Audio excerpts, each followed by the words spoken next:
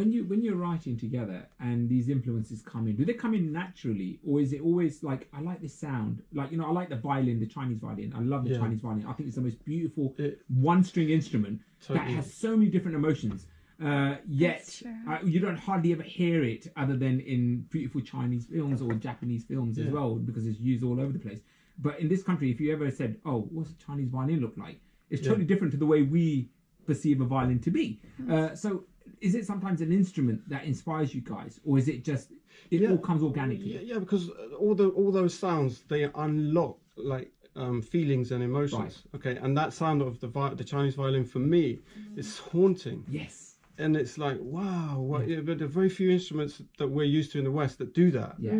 So when you hear it, you're just opened up to a whole new world of emotion and feeling. Yeah.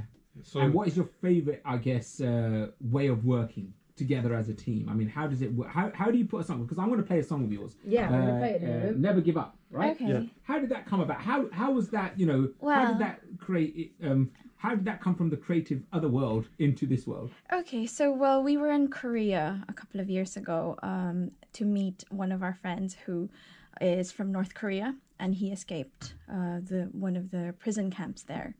When we met him in person, I was inspired by his story, his life, and then I just came up with the chorus of the song, and then I said to Hal, let's work on this song, and then he basically... Yeah, it was a good place to be, actually, in Korea, a few miles away from the border where the oppressive North Korean regime operates, and to be with someone who lived there and then managed to escape.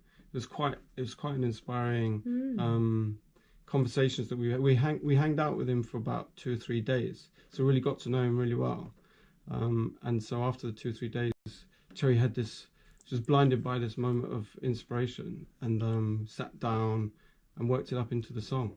That's amazing. It must be really difficult as well, though, when you are dealing with something like that, which is so highly political, and, you know, I mean, it's in the headlines at the moment, to kind of put those emotions into a song. I think it's the perfect time for us to actually hear Never Give Up, and then we'll continue having a chat with the guys. It's OOBS88, by the way. If you want further details, OOBS88.com. Here's their track, Never Give Up.